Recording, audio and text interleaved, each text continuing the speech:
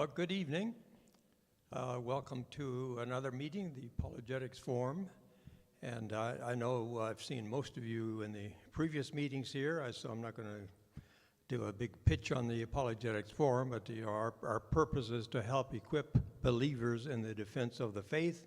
And we bring speakers into different churches, and we provide resources to you can walk away with and get more information on God and the Bible and the evidence that we have for the truth of the Bible. So we have Juan here again. Of course, this is what, your number 6 or something talk? Yeah, something like that. And the weekend before, he was actually in Tacoma doing another series of talks. And we have the privilege of having him here this weekend for 5 days. And we've appreciated his many talks that he's given at the different churches, including our Friday night meeting up at Atonement Free, which is our basic anchor point. So I'm going to just open up in a word of prayer and then introduce Juan, and he'll give his talk. And we have a donation box in the back there, and that's all that is for Reasons for Hope Ministry. Juan is a speaker for Reasons for Hope, and as you probably know, he's also a pastor of a Spanish church in Florida. His talk will be in English this night, yes, and no translation necessary. So thanks for being here. Let me just open up a word of prayer, and we also want to keep in mind the folks in Ukraine who are under great pressure and great duress. Amen. Father, we come to you this evening just to thank you for this time that we can have speakers share your word and to provide evidence for the truth that we know through your word and the creation that you have made for us, and you provide much evidence for your truth, and we thank you for that. At this moment, we just think of the folks in Ukraine who are under great pressure and duress. Lord, we just pray that that whole conflict could be brought to a end soon, and we just pray for the protection of the believers there. I know there are many believers in the Ukraine, and they're very enthusiastic about you, and we thank you for that, for their testimony. We thank you now for Juan as well, as he represents you and brings your word to us, and we just pray that you would use him mightily in this occasion as well. Amen. Amen. Well, I'm happy to be with you guys this evening, and I'm going to be sharing a talk called 5 Reasons Why I'm Not an Atheist. The joke we were speaking about outside is only 5 reasons? Yeah, there's a lot of reasons, but we sum it up in categories. 5 categories of reasons why I'm not an atheist. The point of this talk is for us to have not only confidence in our faith and the fact that what we believe is the truth, and believing in God and being a theist is the correct option when we're thinking about this, because sometimes people are challenged and says, well, how do you know that God exists? How do you know that it's true? What if you're mistaken? What if there is no God? What if the right God is the God of the Muslims or the God of the Hindus? Like, how do you even know? So these kind of questions are very common in the world we live in. Sometimes our young people are completely flooded, inundated with these questions. And so this talk is to give you some confidence that being an atheist is not a good alternative. Not a good alternative. I've given other talks over the last few days about, the case for God and how do we know that God exists and all of that. But today I just want to focus on, atheism is not a good answer. And I also I would encourage you to make at least mental notes, of reasons you can give to people that you come across with that are atheists. If you share your faith with people, you're eventually going to come up to somebody who doesn't believe there is a God. And so it's a good idea to have in your toolbox some arguments that you can use to share with them. Obviously with love and kindness. Our point is not to win arguments. Our point is to persuade people to trust Christ as their Savior. But you need to have good reasons. And so I want to show you some good reasons why. Reason number 1 is because atheism is philosophically unsustainable. So the first reason I'm not an atheist is for philosophical reasons. When I'm talking about philosophical reasons, I'm talking about logic, coherence. I'm talking about relevant. I'm talking about things that are non-contradictory. And so atheism is not a strong, rational position. It is actually philosophically unsustainable. Because to begin with, it's impossible to prove that God does not exist. It's impossible. It's impossible to prove it. What would you need to know to prove that God does not exist? Typically, when I argue or discuss or have a conversation with an atheist, before I talk a lot, I ask a lot of questions. And it's a good tactic to get them to speak about what they believe. And when somebody says, well, I don't believe there is a God, instead of jumping in there and giving him everything I've got, my first response to them is, well, how did you come to that conclusion? Now, what we've done is we've turned the tables. And we're giving them now the opportunity to defend their position. They've made a claim. Okay, back it up. How did you come to that conclusion? And nothing they say will be proof that God does not exist. Typically, the answers they're going to give are something to the effect of, well, if God existed, there wouldn't be so much pain and suffering in the world, and what kind of a God would allow this and that and the other thing, and children, and I'm like, okay, I mean, you have a valid point that there is a lot of suffering in the world, but you do realize that that doesn't prove that God does not exist. If anything, you're attacking God's character. You're questioning whether God is a good God or a bad God. A good God would not allow that to happen. A bad God would allow that to happen. And you're questioning his character, but that doesn't mean he doesn't exist. It doesn't follow. Do you have any other evidence or proof that God does not exist to base that conclusion on? And then I just stay quiet and see what else they have. And typically there's no answer. Why? Because you cannot prove that God does not exist. What would it take for you to prove? Let me give you an analogy that I think you can use that would make it easy for you to understand. What if I ask you, okay, what would it take to prove that there are no pink Cadillacs with purple polka dots? What would it take? Okay, you would need to know what all the color of all the Cadillacs, not just in your town, but in your country, in the whole world, and you would need to know it at the same time. Why? Because you may come into one town and the guy with the Cadillac was on vacation, so you missed it. And you think there isn't one, but there is one, it's somewhere else.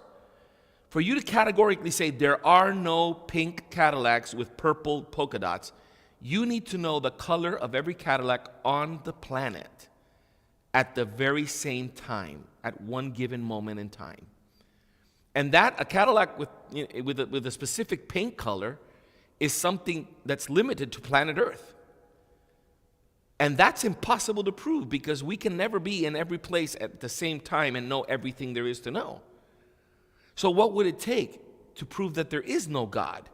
You would have to know what exists in every corner of the entire universe.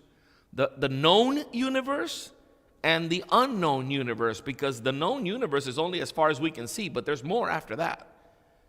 So is there any human being capable of knowing what exists in the entire universe at the same time? No. You know what? You would have to be God to know that there is no God. It's impossible to prove that God does not exist. So philosophically speaking, an atheist is starting with a handicap because he cannot argue reasonably or logically that God does not exist. And I've heard all kinds of attempts. I've been doing this for over 30 years. You know, I had one professor say to me, well, I don't have to prove that God does not exist because you don't prove those kind of things. He just doesn't exist. My response to him, well, then you believe that he does not exist and you have blind faith. You believe something that you can't support with an argument. So is your faith any different than mine? Yes, because I can support the idea that God exists and I can give you a ton of arguments that are rational, logical arguments. So you're at a disadvantage here. I had another guy tell me, well, God is like a square circle, and I know that square circles don't exist. I said, oh, okay, so you believe God is self-contradictory. Well, explain that to me. How did you come to that conclusion? Well, because a good God would not allow suffering and pain. Ah, okay. Let's talk about that. And we're back to the same argument. There is no logical argument to prove that God does not exist. So that's reason number one. According to John Locke, the mark of a rational person is not entertaining any proposition with greater assurance than the proof it is built upon will warrant. So if you can't provide, arguments, if you can't provide assurance, if you can't provide proof, why should I believe your position? David Hume says a wise man proportions his beliefs to the evidence. Okay, what evidence do you have that God doesn't exist? You don't have any evidence that God doesn't exist, so why should I believe that? How a wise person would never believe that, because there's no evidence for it. Clifford said it's wrong always, everywhere, and for anyone to believe anything upon insufficient evidence. Well, there is no evidence, philosophically speaking, for God's inexistence. So if proof for atheism is unnecessary, then like I said already, it's a belief that's based on blind faith. So don't take that for an answer. Well, I don't have to prove it. Okay, then you believe it by blind faith. You want to see somebody jump? Tell them that. Tell an atheist that he has blind faith. He'll jump. But that's what you're telling me. You're telling me that you don't need to defend it, that you don't have to have an answer. The strongest arguments raised against God's existence don't address whether he exists or not, but rather what kind of a God is he? What kind of a God would allow the A, B, C, or D? What kind of a God would send somebody to hell and for eternity? What kind of a God would... So we're questioning God's character, not his existence. Okay, and all of those issues are valid arguments that need to be addressed. The problem of pain and suffering, the problem of hell, and those are problems that we've addressed and we've answered. And throughout, for centuries, Christianity has been providing answers to those questions. Somebody may not know the answers, and we would have to share it with them, but the answers are there. That's why we have the books that we have out there on the table, because if you want to know the answers to some of these hard questions that people ask, pick up one of those books. Great thinkers have been thinking about these questions and responding to them for centuries. For centuries. And we can benefit from all of that collective wisdom. And that's why these apologetics books are so important, because they help you understand how to respond to these things. But none of that proves that God does not exist. And our lack of understanding or knowledge does not prove or disprove the existence of God. Well, I don't think God exists because nobody's ever seen God. Well, I beg to differ. God took on human form and lived on this planet for 33 and a half years. Well, I don't believe that. Okay, you don't have to believe that. But whether you believe it or not is irrelevant. God did that. You see, the fact is, well, if God exists, how come we don't know, he doesn't show himself? Oh, he does. He does. His Holy Spirit is alive and well and shows himself, and we have conviction, and the Holy Spirit speaks to our heart and our mind. I mean, yeah, you don't believe this, but again, your lack of belief or lack of knowledge doesn't constitute proof that God does not exist or evidence whatsoever. At most, you're proving that you don't believe he exists. Okay, I got that. There's no arguing there. If you don't believe it, you don't believe it. But it's irrelevant as to whether he exists or not. So a quick summary of this first point. It's impossible to prove that God does not exist. If proof for atheism is unnecessary, then it's a belief that's based on blind faith. The strongest arguments that are raised against God's existence do not address whether he exists or not, but rather what kind of a God he is. And our lack of understanding and our lack of knowledge does not prove or disprove God's existence. Okay, so atheism is philosophically unsustainable. Okay, keep that in mind. Now, reason number 2, atheism is scientifically absurd. Okay, so philosophically, not a leg to stand on. Now let's go to scientifically. And this provides for some really heated conversations. Because in the scientific world, They believe that they know everything. And scientifically, science is the only way to acquire knowledge. And if you don't know something scientifically, you don't really know it. And by the way, we're atheists. Okay, what's the scientific evidence for atheism? Does atheism make sense from a scientific perspective? Let's start off with this premise, and this is important. Science doesn't invent the laws of nature. What does it do? It discovers them. We're clear on that. Science doesn't invent the laws that run the universe. At best, they discover them. And there are many laws that they have yet to discover. So what does that say about these laws? That these laws are there to be discovered. Usually when you have laws that govern things, it's because somebody designed it that way. Somebody came up with these laws. Somebody put them into place. Somebody calibrated each of these constants of physics to assure us that what we have is going to work, that things in this world will work smoothly. Now, everything science discovers reveals incredible levels of complexity in structure, in organization, in purpose. The level of complexity we find in the natural world speaks of an intelligent designer. That's just a fact. As a matter of fact, science is so aware of this right now that scientists are moving in the direction of trying to figure out what the intelligent source is. And the prevailing argument is aliens. Some alien race of people far more advanced than us must have designed it. I can show you video clips of Richard Dawkins, the militant famous atheist, saying that if you look at the details of biochemistry and molecular biology, he says, I suppose you're going to find the signature of some kind of designer. There you go. The problem is not admitting that there has to be a designer. The problem is with certain types of designers. They don't like God. And so God cannot be it because they don't like him. But the scientific evidence, all of it points to God. All of it. Not a single shred of scientific evidence is going to point to a universe that came to be without a God. Absolutely. If you heard my talk on Friday, the prevailing theory about origins is a universe from nothing. How desperate do you have to be to claim that nothing did it? Seriously. That's not science. And when you ask the proponents, what evidence do you have? What do they have? No evidence. They tell you they don't have any evidence. So they're believing something. They're grasping for straws because they can't find an answer outside of God. Now let me show you a video. I'm going to show you a couple of video clips that show you the level of intricate and incredibly complex design that exists at a molecular level, at the level of the cell.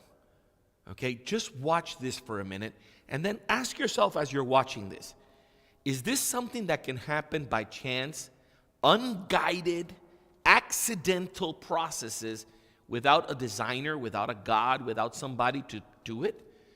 It's going to be a rhetorical question because the answer is obviously no. Watch this. This is powerful. Perhaps the most amazing propulsion system on our entire planet is one that exists in bacteria. It's called the flagellum, a miniature propeller driven by a motor with many distinct mechanical parts, each made of proteins. The flagellum's motor resembles a human-designed rotary engine. It has a universal joint, bushings, a stator, and a rotor. It has a drive shaft and even its own clutch and braking system. In some bacteria, the flagellar motor has been clocked at 100,000 revolutions per minute. The motor is bidirectional and can shift from forward to reverse almost instantaneously. Some scientists suggest it operates at near 100% energy efficiency. All of this is done on a microscopic scale that is hard to imagine. The diameter of the flagellum motor is no more than 5/millionths of a centimeter. The bacterial flagellum is one of many molecular machines that scientists have discovered in the last several decades, including energy-producing turbines, information copying machines, and even robotic walking motors. The origin of these exquisite examples of nanotechnology is a mystery that has generated heated controversy among biologists over the past 2 decades. Do you really think that the bacterial flagellum, an outboard engine, can be the product of random chance and unguided processes? It has over 32 parts, and it has to be assembled to work. So you can't get there gradually. That's what is known in science as irreducible complexity. It's so complex that it cannot build slowly to get until you have an engine. No, the minute you have one of these parts and they don't function for the cell, natural selection will eliminate that cell. And you'll never be able to build the engine. And so think about it. If I showed you an outboard engine of a boat, I mean, Seattle has water, lakes, and it has ocean. You know what an outboard engine is. Would anybody believe that an outboard engine was not designed by anybody and just happened to exist by chance? Of course not. That would be ludicrous. Nobody on the planet would believe that. So why would we believe that it's the case at a cellular level, where it's infinitely more complex and at such a tiny scale? The diameter of the rotor is 5/millionth of a centimeter. That's at a size that we can't even comprehend of tiny. So not only is it incredibly designed, but it's designed at a scale that we can't even touch. We can't come anywhere near anything like that. And by the way, that's a simplistic look at it. You can read an entire chapter in biochemistry on this and see that it has a cooling system, water cooling system. It has an energy source because engines need energy. It works at incredible energy efficiency. It's a miracle. It's one of those things that you're like, wow. So does that point to God or no God? For 100% of the people that are honest, you see something like that, there has to be a God. How about DNA? How can we explain DNA without God? DNA has information. 3 billion chemical letters organized into sentences, paragraphs, and chapters of life, with all the building instructions of life. Where does information come from? Does anybody here know of a source of information that's not an intelligent source? What if I said it the other day, and I don't know if some of you were there, but what if I showed you a book and said, here's a book that nobody wrote? Would you believe it? How could you have a book that nobody wrote? Think about it. If it has sentences and words and paragraphs and chapters, there's somebody, an intelligent mind behind it. And what we have in DNA is more complex than your average book. Far more complex. It's the instructions for building life. Everything we need. Think about it. All the instructions to assemble a fully functional human being is in the DNA. When that egg is fertilized, upon conception, one egg has 23 chromosomes from mama, 23 chromosomes from daddy, and that egg has all the DNA. By the way, unique identity, unique DNA. That is a unique person at that point. But that's another issue. And so, from that one cell, give it 9 months, and you're going to have a baby. A fully formed, developed baby. And the only information they had to go on was the information in that cell. All of the building instructions for every organ in our body, every bone in our body, every muscle in our body, every centimeter of the miles and miles of nerves that we have in our body, everything about our eyes, our optic nerves, I mean, you name it. Everything, skeletal system, digestive system, everything, all the systems, all the organs, all the parts, fully assembled without any outside intervention. because nobody builds the baby. It auto-assembles itself, which is another incredible miracle, which shows you, like, look, this was designed by somebody whose ability to design is off the charts. Just think about that. The only contribution mama gives is building materials. Sometimes they're running low in sugar, and at 3 in the morning, mama wants ice cream. And go get her some ice cream and pickles. Why? Because there's building materials that are needed for construction. Mama eats that, and construction continues, and the development of a baby. And so that tells you, that points to God. That does not point to a random process with unguided processes. That information is so detailed, it's incredible. What about the manufacturing of proteins? You know that I told you that DNA is all the instructions for life. Instruction books don't build anything. You can get a book at the bookstore on how to build a bicycle. The book is not going to build any bicycles. It's going to tell you how a bicycle is built, but instructions are no good unless you have people and materials, workers, assembly lines, and unless you have the materials and the tools, instructions are meaningless. And yet our instructions are placed in a factory called the cell. And the cell has all the workers and the materials and the metabolisms to read the instructions, follow them. And it's done by building proteins. It's a very complex process. Watch this video. This shows you in a very easy to understand, in lay terms, how one protein is manufactured inside the cell. Just look at the process. And if this doesn't point to God, I don't know what else does. And as an atheist, how could I possibly explain this without God? It's absurd, scientifically absurd for me to say this happens and there is no God. Watch. Science has revealed the details of an entire system of information processing that bears the hallmarks of intelligent design.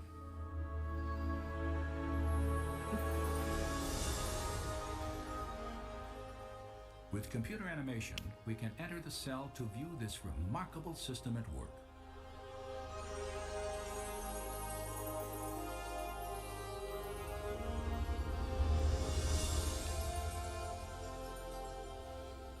After entering the heart of the cell, we see the tightly wound strands of DNA, storehouses for the instructions necessary to build every protein in an organism.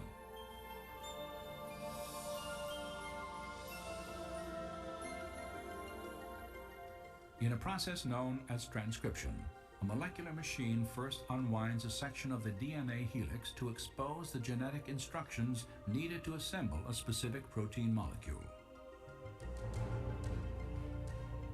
Another machine then copies these instructions to form a molecule known as messenger RNA.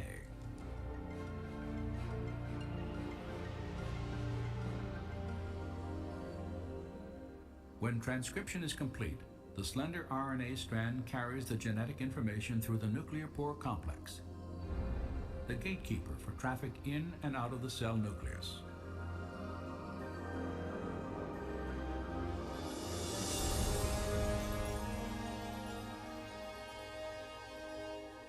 The messenger RNA strand is directed to a two-part molecular factory called a ribosome. After attaching itself securely, the process of translation begins.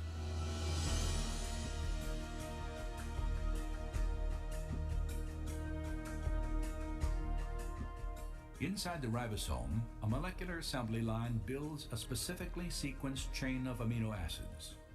These amino acids are transported from other parts of the cell and then linked into chains often hundreds of units long. Their sequential arrangement determines the type of protein manufactured.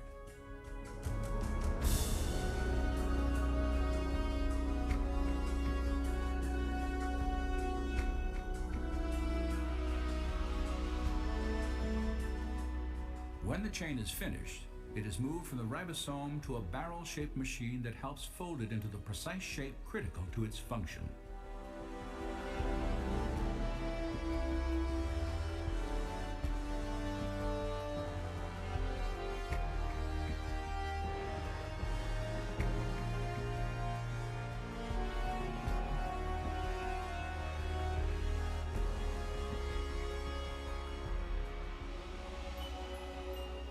After the chain is folded into a protein, it is then released and shepherded by another molecular machine to the exact location where it is needed.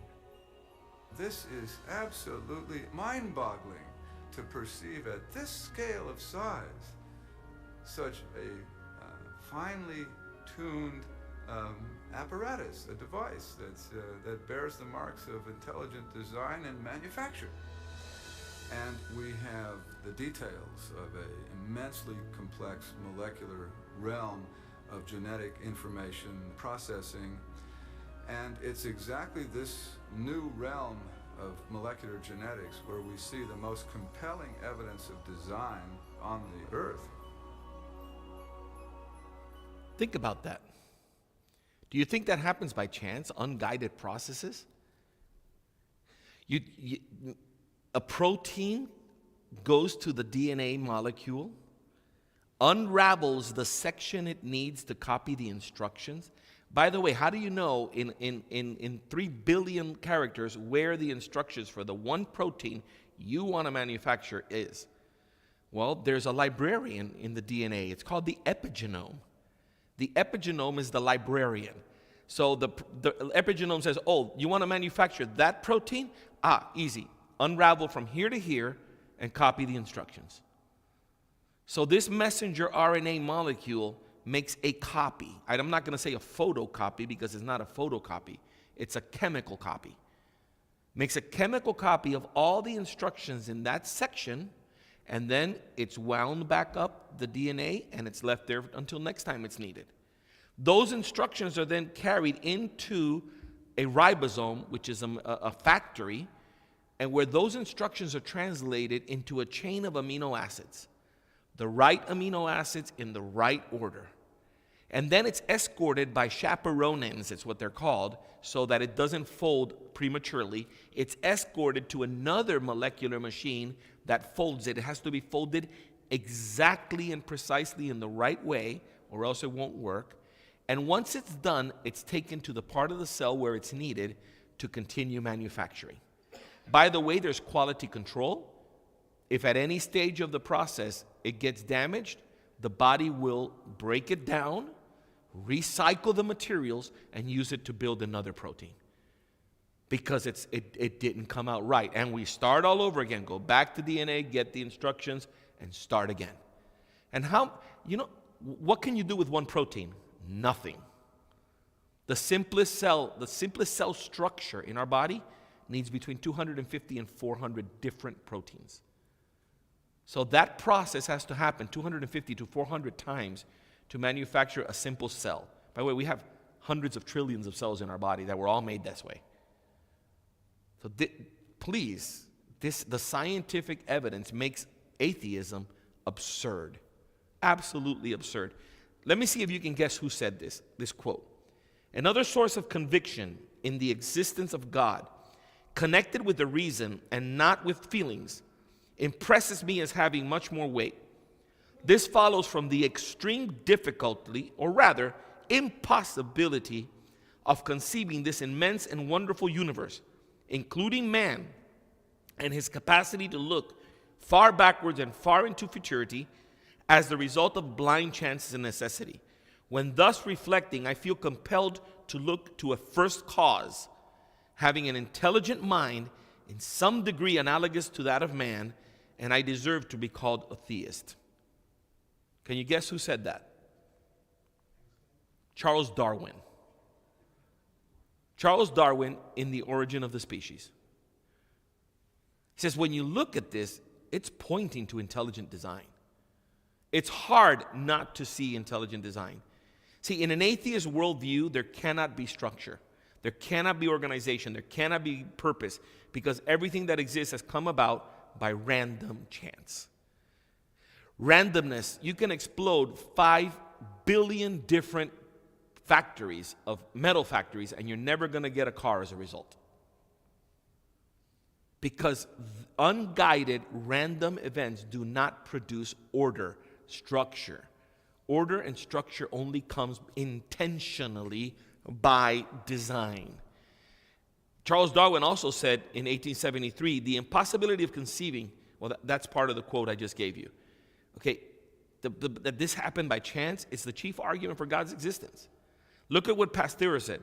Louis Pasteur said, "The more I study nature, the more I stand amazed at the work of the Creator. Science brings men nearer to God." You know what we need to be clear about is God is not the answer to every question. He's the reason we have an answer to begin with. That is what we need to be clear about. Let me give you a quick summary of this point. And I want to show you one more video here that's pretty powerful. Here we have one tiny grain of sand. Let me introduce that to you before I show it to you. This video is powerful because this video shows you the probabilities. What are the probabilities? You saw that process of making a protein? What are the probabilities of making a protein by chance? In other words, what are the probabilities of choosing the right amino acid at every point in the chain and folding it in the right direction and getting no lefts and all rights? And what are the odds? When you do the math, what are the odds? And then what are the odds of making life? The numbers are incredible. Incredible. But it's hard for us to imagine the numbers because they're so big. If I say to you 10 to the 164th power, that's a 1 followed by 164 zeros. Like, you can't even imagine how big that number is. That's like, our minds can't process it. So let's look at an analogy. Let's say you have your favorite grain of sand. Okay? That one grain of sand that you just love. You take that grain of sand and you paint it red. And you carve your initials on it. And you want that to be your favorite grain of sand forever and ever. You want to pass that on from generation to generation. But what happens is one day you lose it. How do you find that grain of sand again? What are the odds of finding that grain of sand? Watch this video because that's going to give you an idea of the proportions so you can see how impossible it is to explain things by random chance. Here we have one tiny grain of sand. It's been estimated that there are 1 million grains of sand in a half a cup. It would take 1 million half cups of sand to fill a swimming pool that's 6 feet deep and 30 feet in diameter. Now, if we took 1 billion of these pools of sand, we could fill Lake Tahoe in Nevada, which is about 22 miles long and 12 miles wide. Think you could find that original grain of sand we started with? We're not done yet. It would take about 1 billion Lake Tahoes to fill the volume of the Earth with sand. The probability of grabbing that original grain of sand out of the Earth filled with sand is 1 in 10 to the 30th power. It would take 100 million Earths to fill 1 sun with sand, and 1 trillion suns to fill our solar system, 10 trillion solar systems to fill 1 cubic light year, 100 trillion cubic light years to fill the volume of the Milky Way galaxy, and finally 10 billion Milky Way galaxies to fill the observable universe. Whew. That is a lot of sand. The probability of now randomly picking our original grain of sand from the entire observable universe is 1 in 10 to the 96th power. Still a far cry from our protein being formed at 1 in 10 to the 164th power, and even less chance of life evolving from undirected natural processes at the probability of 1 in 10 to the 340 millionth power. Starting to get the idea? Scientists generally consider anything with a probability of less than 1 part in 10 to the 70th power operationally impossible. And by the way, that calculation doesn't take into consideration the information that's stored in the cell, which directs the cell in all aspects of operation. That estimate is solely the chance of chemicals combining to form something living. The chance of building one protein by chance is infinitely more difficult than finding that one grain of sand that you lost if you had to search the entire known universe full of sand. That would be easier to find your grain of sand than to build one protein. A lot easier. And with one protein, you can't do anything. So you would have to get infinitely lucky an infinite amount of times to be able to come up with life. Science proves that atheism doesn't have a leg to stand on. Quick summary of the scientific answer. Science doesn't invent the laws of nature, science discovers them. Everything that science discovers reveals incredible levels of structure, organization, and purpose. In an atheist worldview, there cannot be structure, organization, or purpose, because everything that exists comes about by random chance. Thus, atheism is scientifically absurd. So we've looked at two reasons: philosophically unsustainable, scientifically absurd. Third reason, atheism is ethically unviable. It's ethically unviable. You cannot live in a world of morality where there is no God. It's impossible. Okay, let me show that to you. In an atheist worldview, man is the ultimate authority. Think about it. If there is no God, who's the ultimate authority on this planet?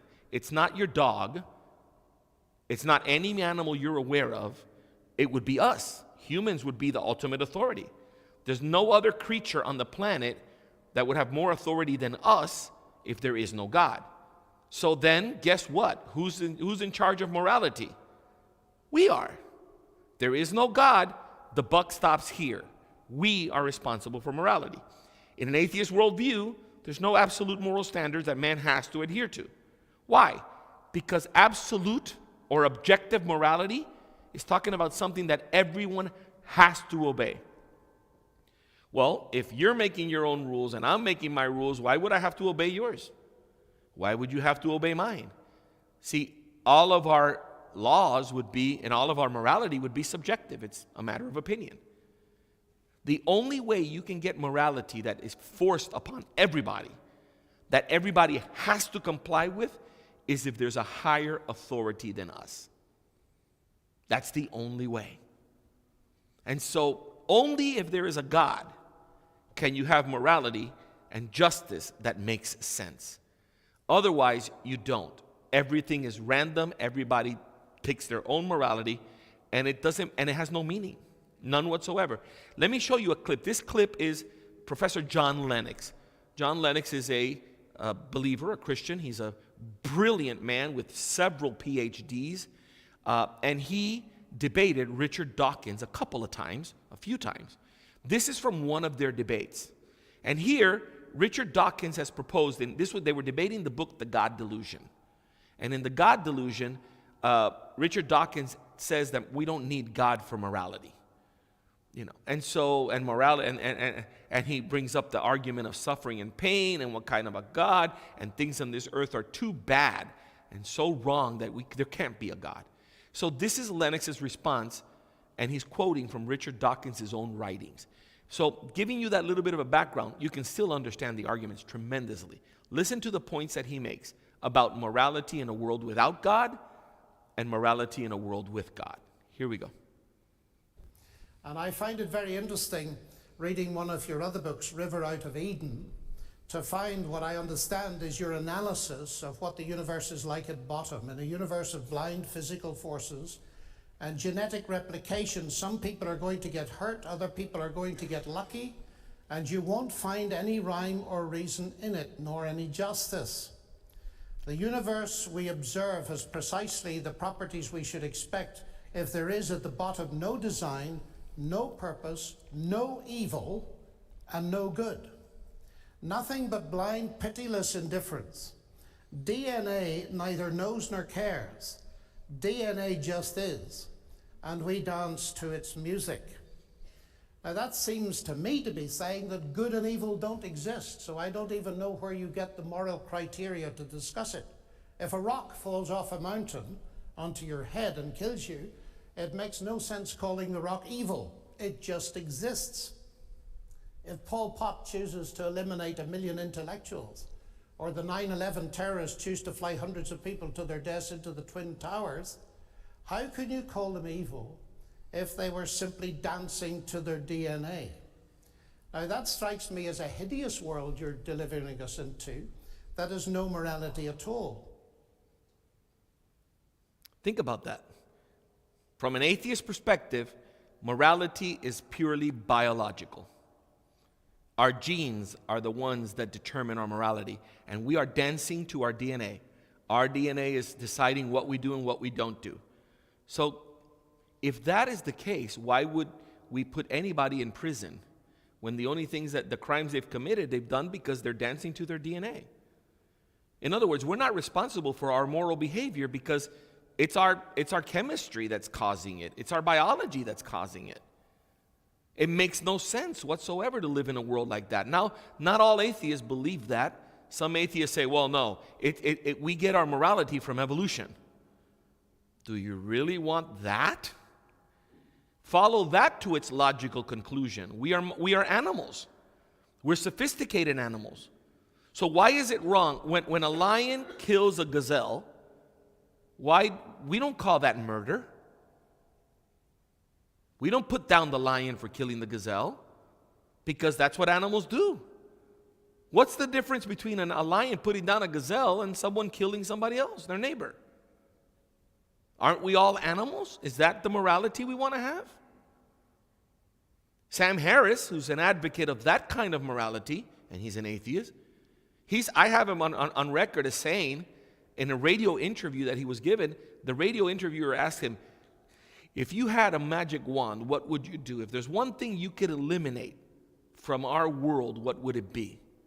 And he said, well, if I had a magic wand, I would eliminate, and I had a choice of what to eliminate. Instead of eliminating religion or rape, I would eliminate religion. I would leave rape and I would eliminate religion. The guy is scandalized and says, what do you mean? Like, what would make you say that? And he says, well, rape is natural. Monkeys rape, orangutans rape, animals rape. It's how we pass our genes to the next generation. That's morality from evolution. Okay, some atheists say, well, I don't buy that. No, we don't want to do that. Survival of the fittest, like everything is for me, and if I can take what you have and it extends my longevity, then I can steal from you because that's okay. That's evolution. I'm stronger than you, so I kill you and take your resources, and I have more of a life. That's evolution. We don't want to do that. And some atheists are smart enough to say, no, we can't do that. Morality comes from social convention. Well, social conventions are humans deciding what's right and what's wrong.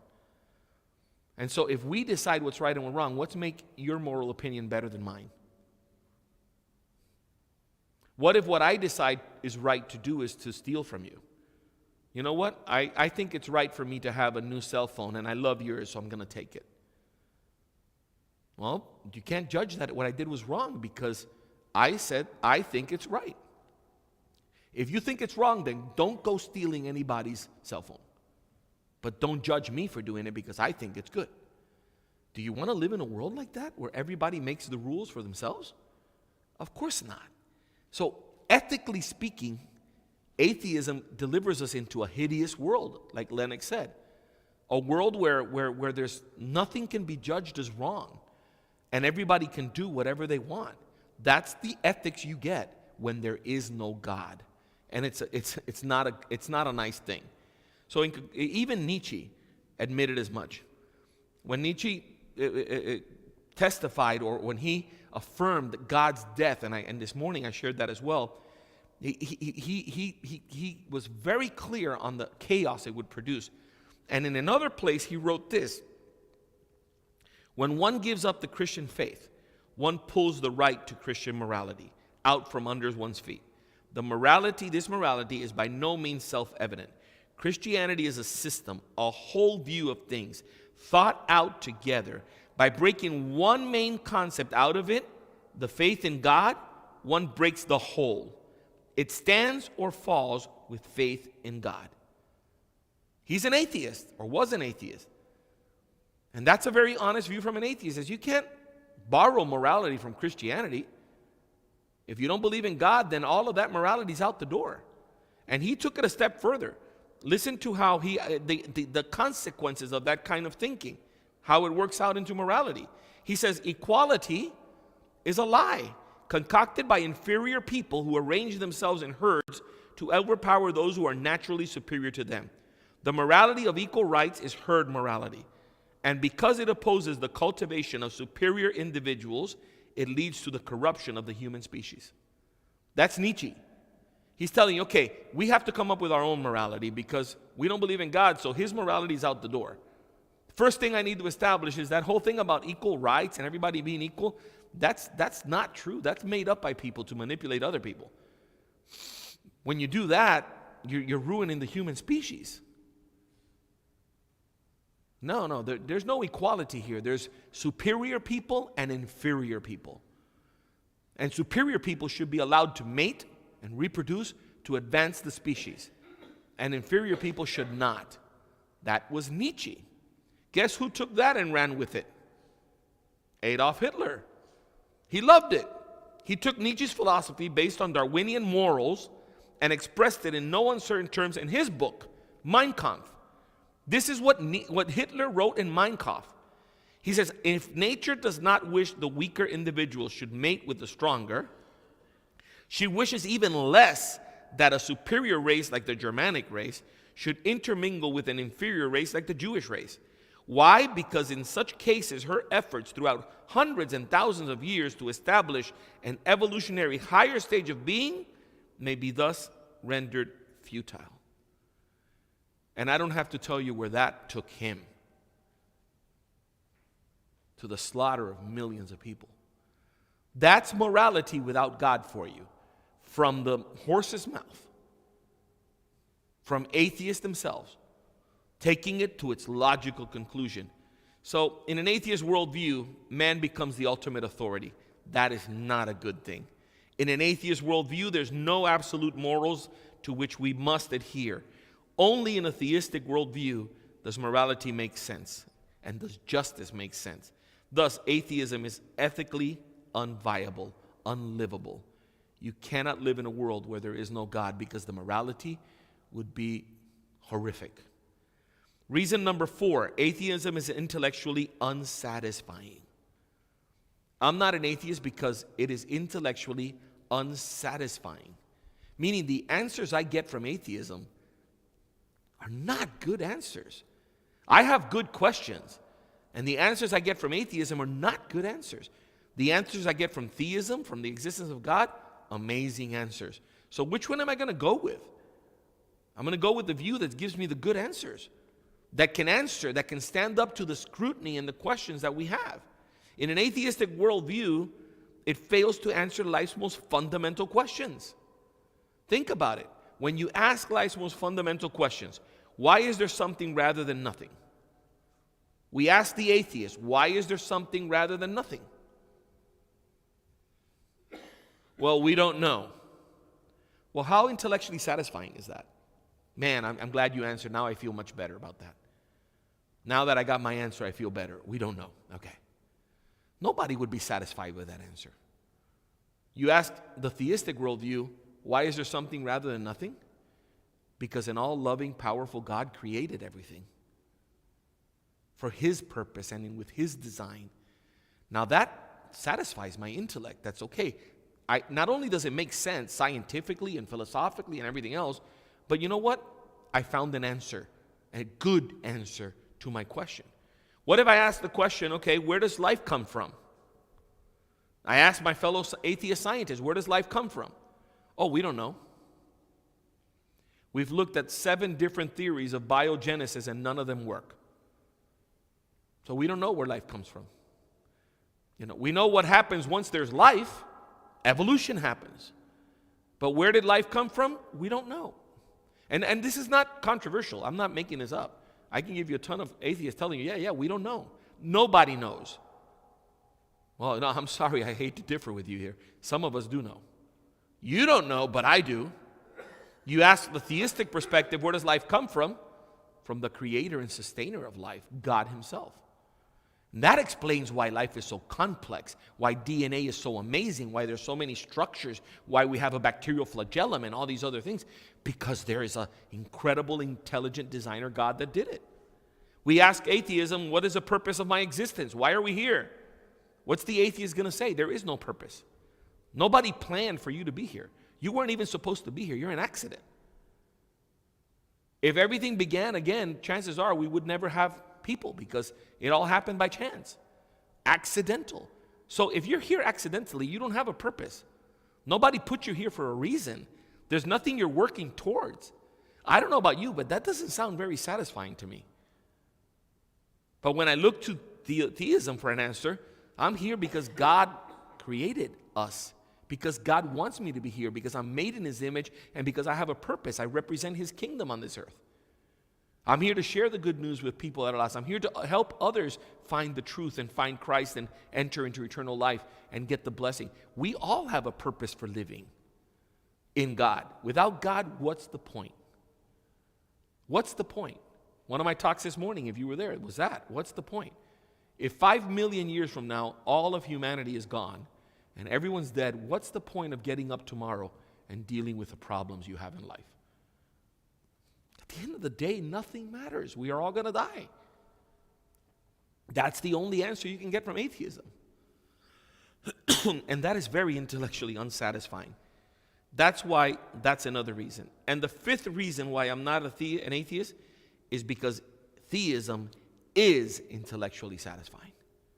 Because I find in theism the answers, the best answers that I've ever found to any of the questions.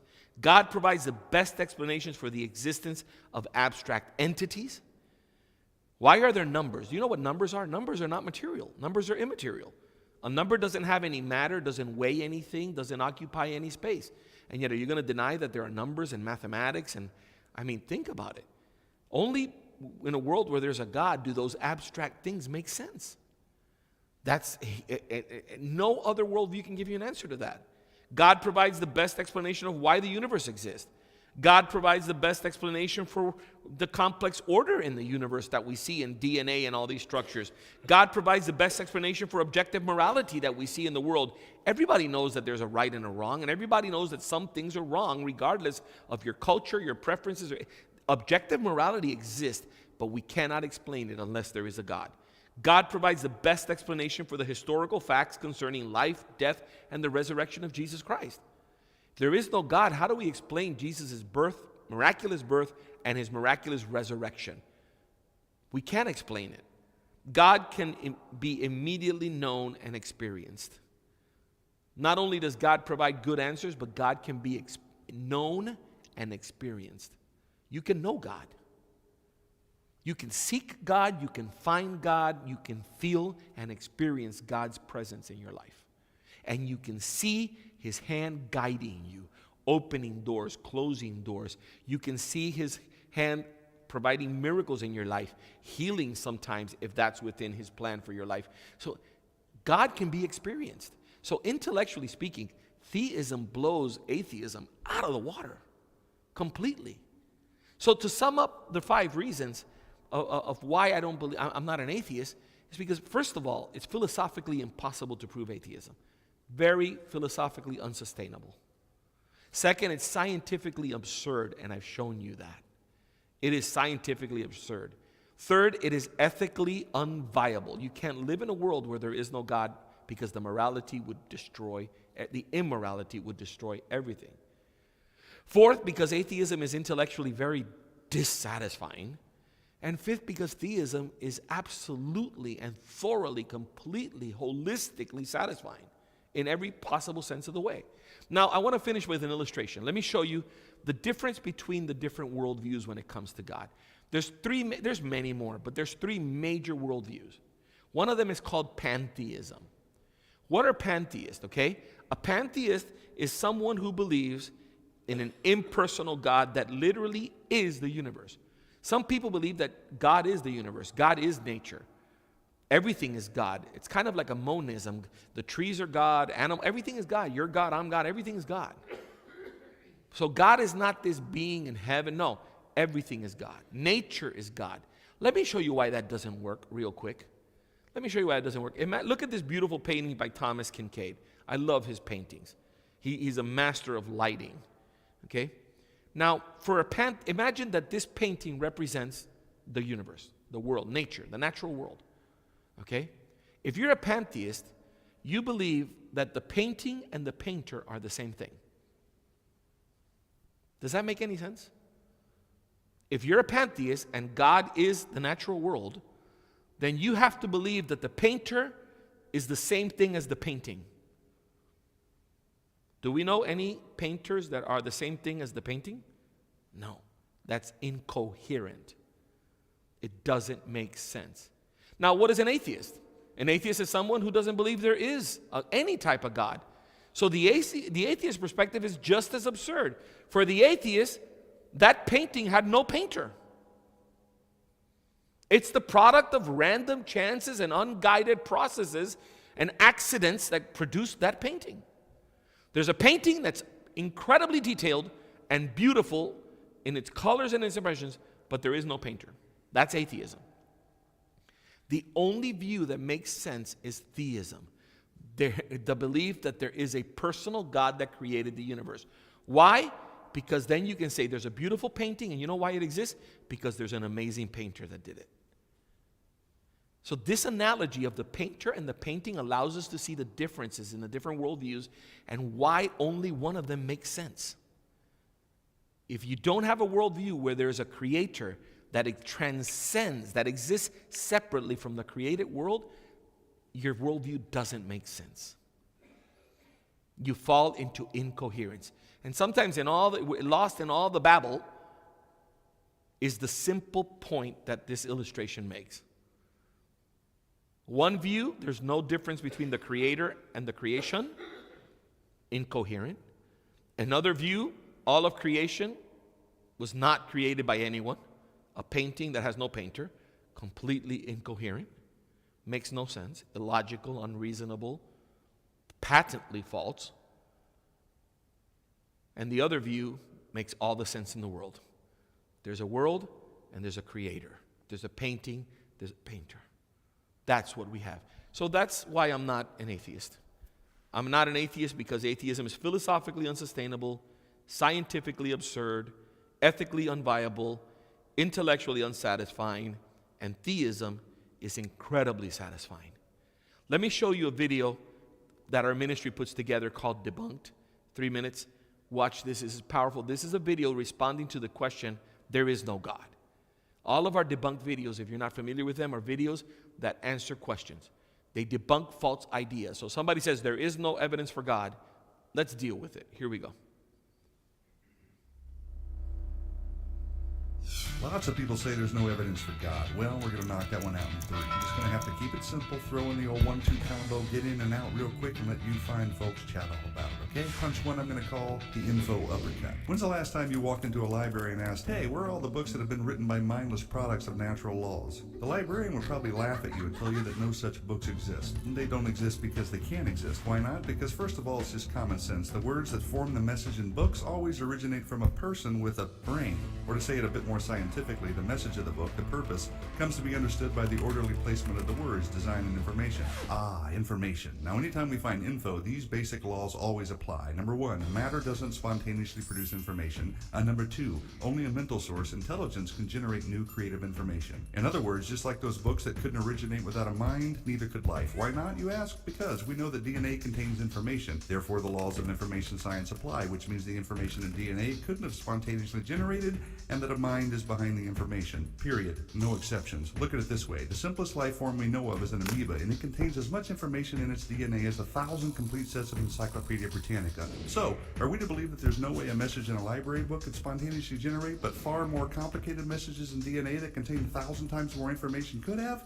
Not likely. You see, when it comes to life or anything else that contains information, the laws of information science confirm the necessity of a creative mind. And guess what? In the very first book of the Bible, it just happens to mention that. In the beginning, God created. Bam. Uppercut lands on the chin. And now here comes the indefensible head blow. We'll call this the not a big bang bing swing, the KO to the claim that there's no evidence of God, the law of causality, left hook of doom. It goes like this. Everything that had a beginning had a cause. The universe had a beginning, therefore the universe had a cause. Now, either something caused the universe to come into existence, or nothing caused it.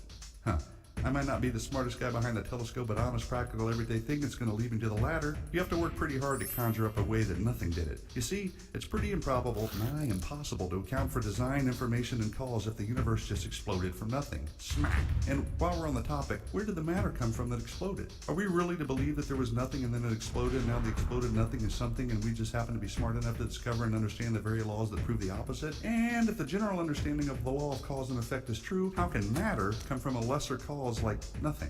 I mean, come on. I don't have a bunch of letters after my name, but even a monkey knows better. And yeah, I snuck in a couple of extra jabs in here, so sue me. Now for some parting words from our sponsor, the Bible. It tells us in Romans 1:20 that since the creation of the world, God's invisible attributes are clearly seen, being understood by the things that are made, even his eternal power and Godhead, so they are without excuse. It also says that people actually know the truth, but they reject it, which explains why even though there's overwhelming evidence that there is a God, evidence won't convince the unwilling. Sad but true. So there you have it. With just a couple of meaningful blows, the claim that there is no evidence for God is down for the count, amigos. In other words, it's been debunked. Adios. Now, those videos, we make them to help you, to give you tools that you can use. So the videos are free. We'll give all of them for you. We have 20 of them that are made, and we're making one every month. We made one recently on abortion a couple of months ago. Next week, we come out with the next one. It's on critical race theory. It's a powerful 3-minute video answering that idea. So you can have it. Some of you have already been with us for a few days. You've seen it. But if you haven't gotten it yet, here's what you do. Send a text to 51555 and type in as the message of the text, "Stay bold, space, creation." And you're going to get a message back in your phone, and that message is going to ask you to fill out a form. Click here to fill out the form. Name and email basically is what we need. We'll put you on the list, and every time we come out with a new one, we'll send it to you. But immediately, you're going to get access to the 20 we already have. This is a tool you can have in your phone. And you can have it on your tablet. And when you're talking to somebody and they say, well, I think the Bible is full of errors and contradictions. Oh, really? Well, let me show you this video. Boom. Show them the video that debunks that. And then say, well, and then have a conversation about it. These videos are powerful. Well, I don't think so many, you can put that many animals in the ark. Really? Let me show you this video. We debunked that idea too about Noah's ark. We have 20, and they're all amazing videos. And we're coming up with new ones all the time. The next 10 of them are going to be amazing. So get them for free. Don't miss this opportunity. Just do that. We'll have you on a list, and we'll let you know every time a new one comes out, and you'll get it on your phone before anybody else gets it. Also, if you haven't downloaded our app, please do so. Reasons for Hope. Find it in your app store. It's a blue asterisk with a black background.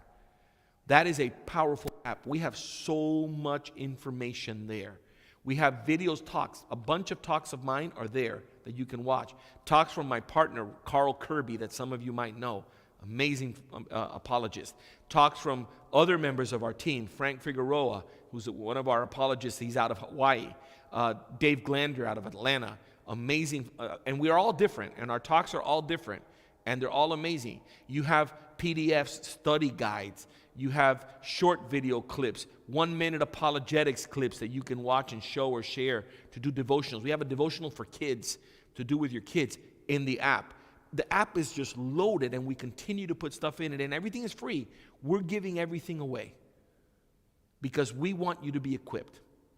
Okay, so please download the app. That's how you can help Reasons for Hope, by being informed and being able to promote what you're doing. Please pray for us that God would continue to support us. God touches the hearts of people. They send offerings. They support our ministry. Like all ministries, we depend on donations. But we're not worried about that. That's God's problem, and He's got it covered.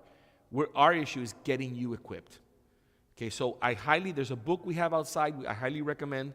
That's the only book I'm traveling with. I'm not a book salesman, but it's 28 questions that young people are asking and that we give an answer for. How do we know young people are asking this? Because we ask them camps. Every time we do a camp, we give them an index card the first day of camp, and we say, fill it out and tell us what questions you have, what doubts you have, why don't you believe, what are you struggling with, what's keeping you from selling out. And we spend the whole week answering these questions. So we've got a collection of these index cards. What we did is we tabulated which are the most popular questions. We put 28 of them together in a book, and it's there. Questions like, did Jesus commit suicide? Why did God create homosexuals and then condemn them? What about aliens? I mean, there's a ton of questions there. Why do my parents feel they have to shove Christianity down my throat? What about hell? What about Adam and Eve? What about the days of creation? How old is the earth? Just what about the dinosaurs?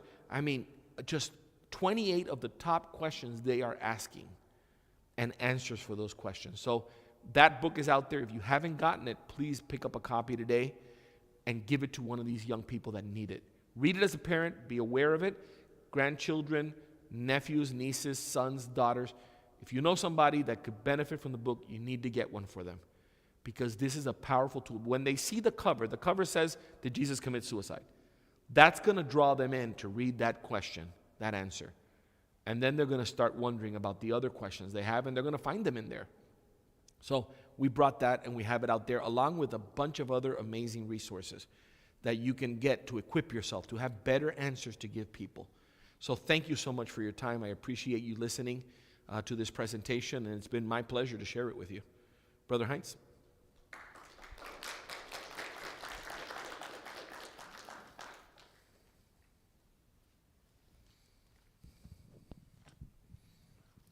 Thank you, Juan.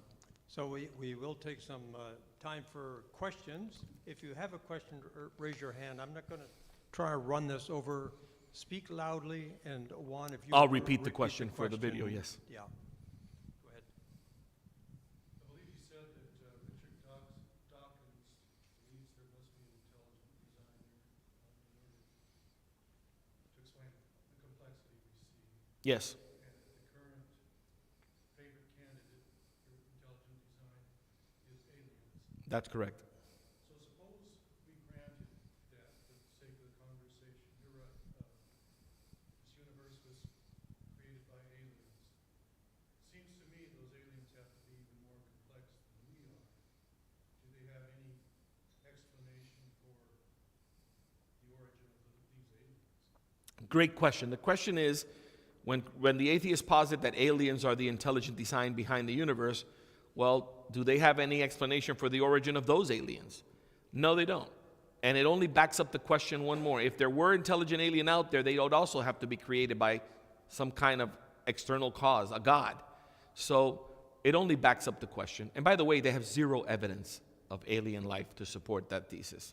So it is absolutely blind faith on their behalf. Thank you. Good question. There's a question over here. Yes?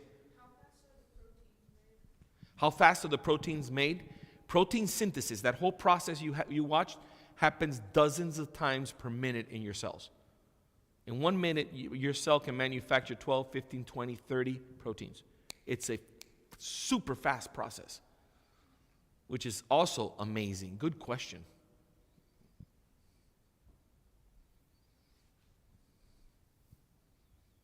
Any other questions? Yes, sir. Actually, you can't prove a negative. Every lawyer knows that. Every debate person knows that. Therefore, atheism falls flat on its face right from the get-go. You can't prove atheism. That's your comment, and absolutely right. From the get-go, you can't prove a negative. That's my first point. It's philosophically unsustainable. There's no logical argument that can prove atheism. Yeah. And you know what? Sometimes they'll push back and they'll say, well, there's no way of proving that unicorns don't exist, but we know they don't exist. And then the response to that is, yeah, but you do understand that you're talking about two different categories of things? We know the origin of your unicorns. Unicorns are invented, and they're made up. People draw them. And people come up with this idea because they like horses and they like and how many people believe in unicorns? Exactly. And so, but God is different. How many people believe in God? Almost the entire population of the planet. So it's different categories. You can't compare the two things. And by the way, there may be unicorns somewhere because we have no way of knowing. Yes, back there. Yes, sir.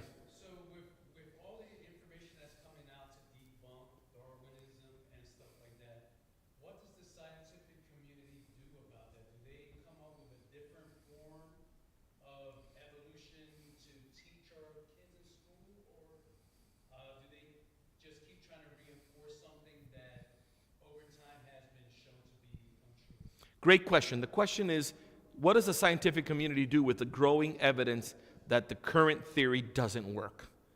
Do they continue to teach it, or are they looking for alternatives? That's a great question. Thank you for asking. They are looking for alternatives. Absolutely.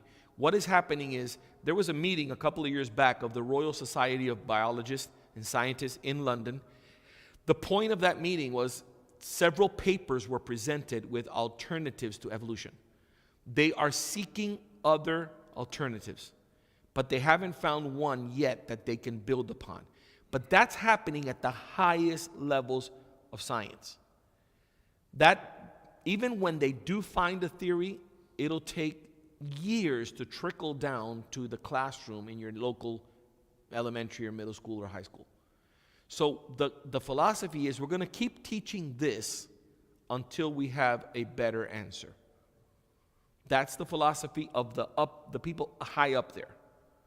But they are already discussing alternatives because the modern synthesis, which is what Darwinism is called now, doesn't work. And people know that. It creates more problems than the questions it answers. And it doesn't explain the design, which every day we see more of. So we need an alternative theory. That's what they're looking for. So great question.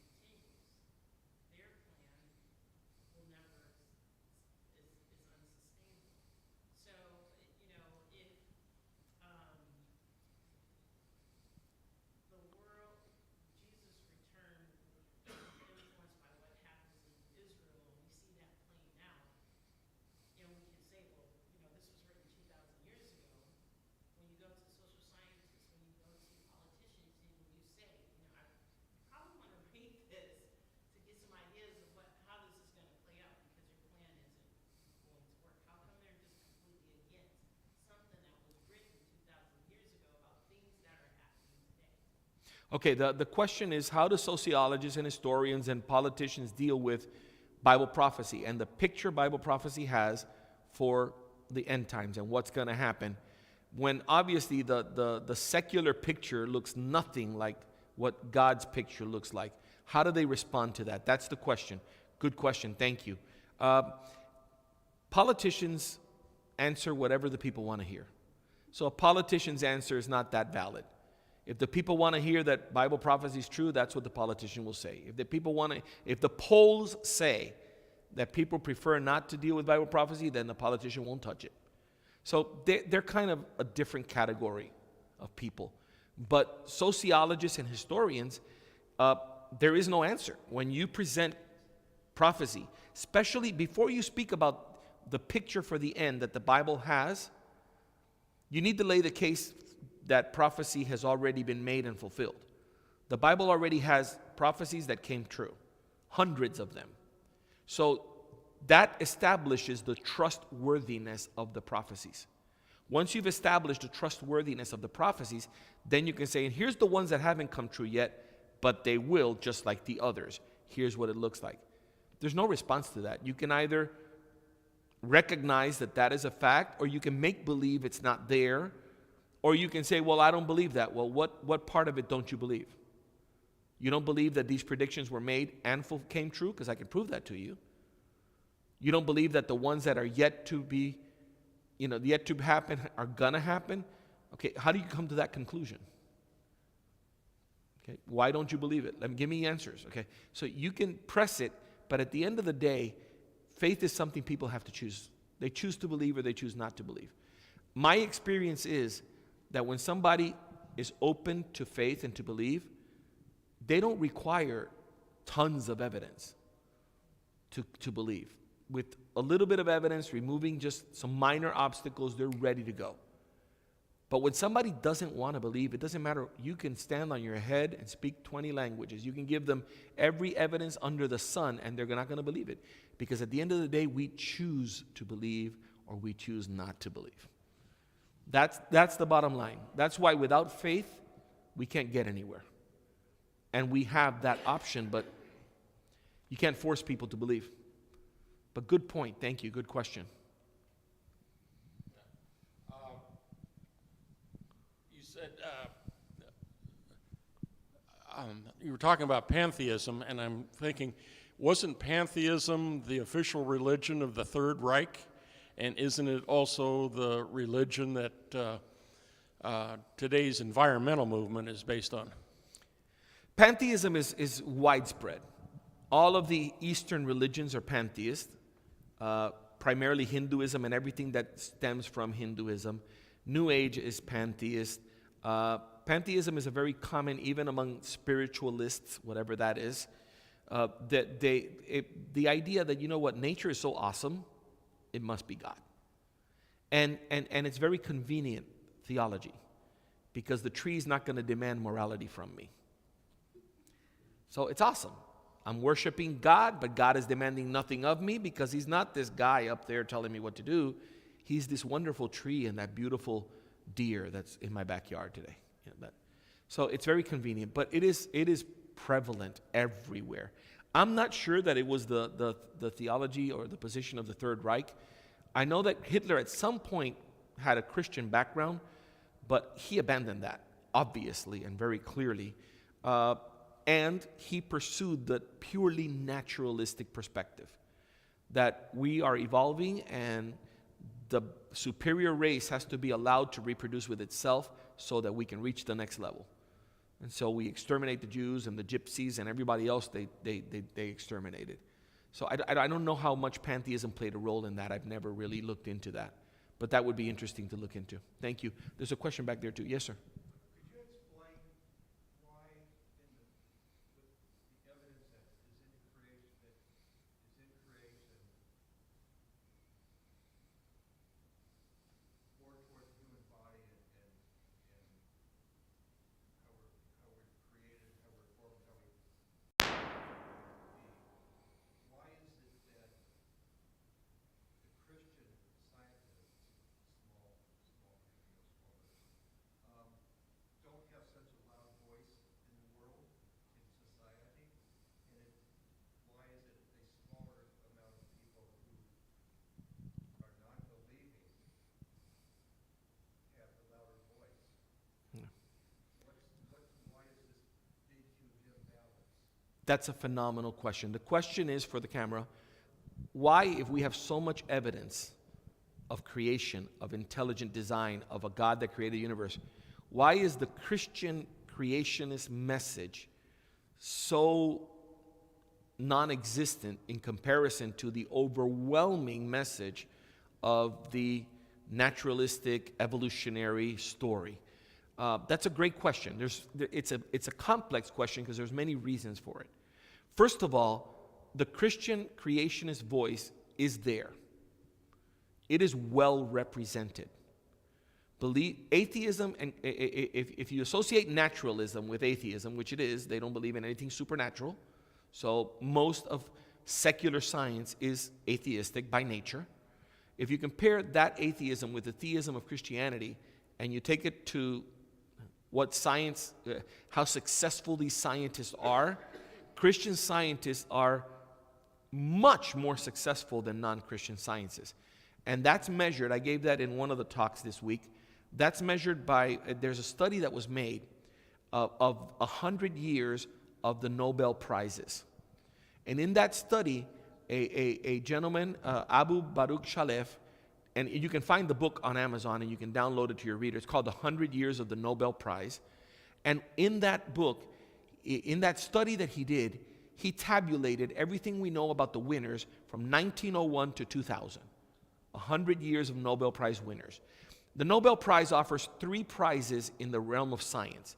There's a Nobel Prize in chemistry, a Nobel Prize in physics, and a Nobel Prize in medicine. Okay, and in the 100-year history that he monitored, okay, when he wrote the book, in chemistry, 72.5% of the winners were Christians, were believers, theists. That's 3 out of 4. By the way, the other 27.5% were not atheists. There were Muslims, there were Buddhists, there were Hindus. And so atheism accounts for about 8% of the winners across the board in all the categories. So Christian chemists are doing exceedingly superior work to atheist chemists. In physics, it was 64, if I'm not mistaken, in the 60s, just under 66%. Like almost 2 out of 3 physicists winners of the Nobel Prize were believers in God. So the physicist believers are doing a lot better, 3 times better than the non-believers. And in medicine, 62%. Overwhelming majority again. So Christian scientists are doing better science than non-Christian scientists. That's a fact. But the problem is that the microphone, who's holding the microphone? Whoever holds the microphone has the loudest voice. The people that are holding the microphone are secular naturalist scientists. They're the department heads in the secular universities, in our Ivy League universities. And so when the press wants to talk to somebody, they don't go to the Christian scientists. They go to the Ivy League, Harvard biologist or paleontologist, the guy at Princeton, the guy at Yale, the guy at University of California, the guy at UPenn. And so in these major secular institutions, naturalism is the philosophy. And if you're a Christian scientist, you're not hired because you don't abide by the philosophy of naturalism. So Christian scientists end up working independently, working for smaller universities and community colleges, working for Christian universities, or being in the closet, being quiet about their Christianity and doing the work that they're doing. Okay, but the microphone is being held by the skeptic, the non-believing, the atheist, the naturalist. So they're the loudest. That's what happens. And there's the bias, the media bias. When they want an answer, they want to go to those guys because that's the answer they want to hear. They won't go to a Christian creationist to get an answer. They don't. When you go to social media, you know, the atheist websites and the atheist social media sites are promoted heavily by the platforms, and Christian sites and ideas are promoted a lot less. The algorithms are totally different. Our message doesn't, because society doesn't want that message out there. Because everybody's bought into this big idea of evolution as a source of origins, and that God is fable and fantasy and fiction. So it's a complex set of reasons. That's in part why we observe what we observe today. Besides, our students are trained in our public schools, you know, that evolution is science, and it's true. Yep. And it's hard to, you know, get a word in on creation in public schools at all. Yep. Yes, ma'am. You mentioned that the atheist doesn't believe in miracles. All right. All these atheists, have any of them had any kind of surgery? I mean, if you go to a surgeon, you expect a certain result. If they're going to remove a cancer, if they're going to do anything. That, to me, is a miracle. I mean... Well, they would not acknowledge that that's a miracle. You know, an atheist would never acknowledge that a typical surgery is a miracle. Why? Because it's a person doing it, and it's a material process, and they're removing something and sewing it. There's no miracle there. In their mind, there's no miracle there. It's hard to prove that there's a miracle there. When there's a miracle is because, you know, there was a tumor and now there isn't one, so we don't have to do surgery. That is like, wow, I don't know what to do with that. And there are many cases like that. And what the medical and the scientific community of non-believers do with that is they walk away with it. They don't talk about it. They walk away from it. They don't touch it with a 10-foot pole. But they know it's happening because they see it. They see it. But You're talking to a miracle. I mean, I had a sepsis infection and I was this far away from Yep. going the other direction. For some reason, I'm not wanted up there right now, so whatever. Yeah. But I mean, you know, if you could say to me, I mean, why did I survive? Yep. To the atheist, that would not be a satisfactory reason. They would reject that. You survive because of modern science and because evolution allowed us to advance so far in science that we're able to do surgeries. That's their answer. They don't like the other answer. Yep. Yes, ma'am. What's the attraction of atheism? And I know, you know, I think you can look at it as, people will want, because they don't want any rules, they don't want to have to follow morality. But the atheists I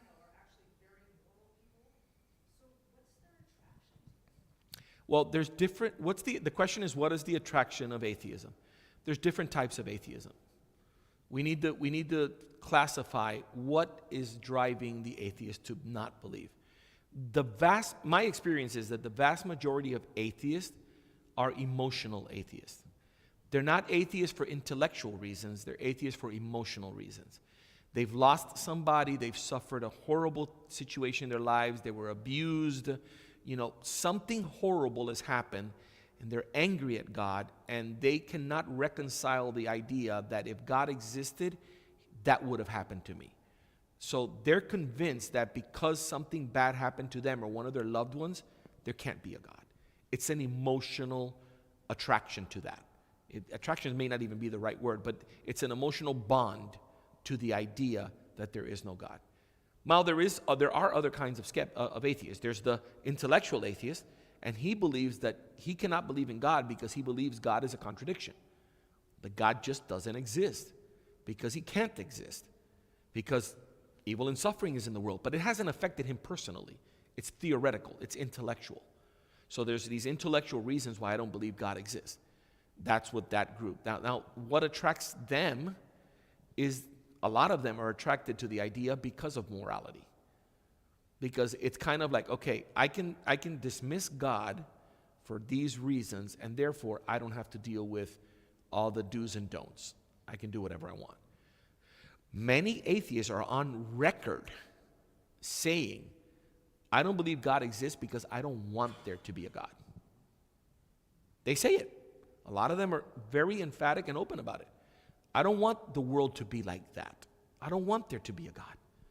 And what they're telling you is, I want to do whatever I want, and I don't want anybody to hold me accountable for it. So that is part of the reason. And there are other motivations and other attractions, but with those two, you kind of covered the basis primarily, of at least what I've encountered in my experience. I would add to that, you will very infrequently get an opportunity to present these 5 reasons that you just covered. I would not be given a chance usually. Right. If they know what you're going to say, they don't want to listen to it. Oh, absolutely. Right. I'll give you an example. That's a great comment. I'll give you an example. Miami-Dade College is one of the largest colleges in the country, and they're in Miami-Dade College. They have numerous campuses. You'd think you're walking into Harvard. I mean, amazing campuses, and they have hundreds of thousands of students across the world, online and in person. So, and they have one of the campuses in Kendall, an area, a suburb of Miami. They have a professor who's an atheist, and he does a lecture every year, a campus-wide lecture in the auditorium, and it's announced, and certain students have to go, like all the honors students have to go, and students in such a program have to go, and everybody else is invited to come. And they're all venomous lectures. One year he did a lecture called The Evil Jesus, and the whole lecture was denigrating Jesus. Another year he did a lecture of why he was an atheist. That year that he did why he was an atheist, I wrote a paper called Why I'm Not an Atheist, that I build this talk based on that paper.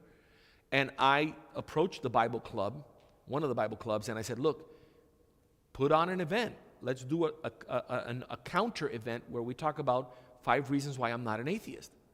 Oh, what a great idea, because the campus was abuzz with his reasons for being an atheist.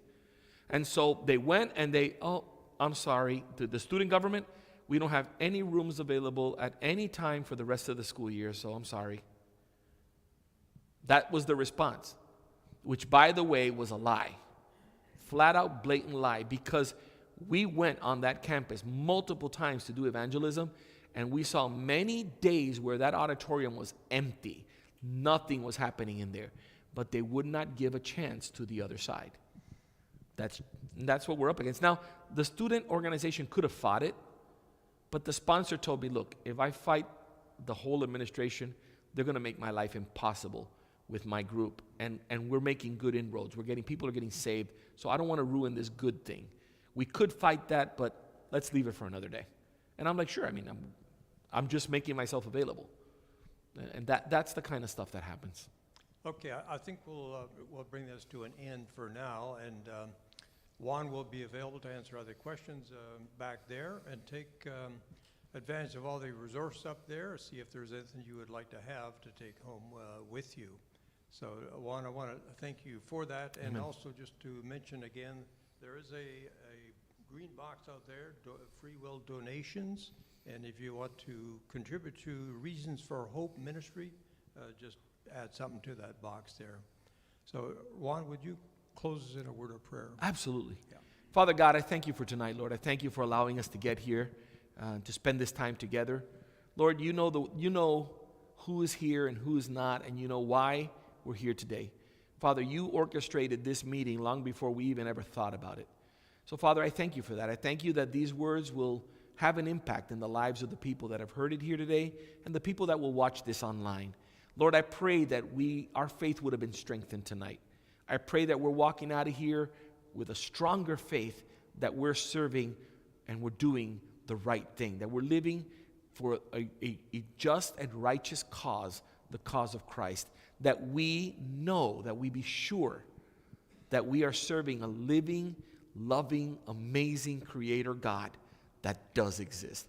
And I pray, Lord, that you would give us wisdom to talk to our friends, wisdom to talk to our family members that may not believe in God, wisdom to approach the people that we come across that do not believe in God, and that maybe some of these arguments would be persuasive to them as we try to sow the seed of the gospel in the lives of people that are lost. Thank you for this church, for Calvary. Thank you for allowing us to be here. Bless the church, the staff, the pastor. Thank you for the volunteers that are working here tonight. And I pray, Lord, that you would just continue to add to your church those that are going to be saved in these days. I pray this in Jesus' name. Amen. Amen.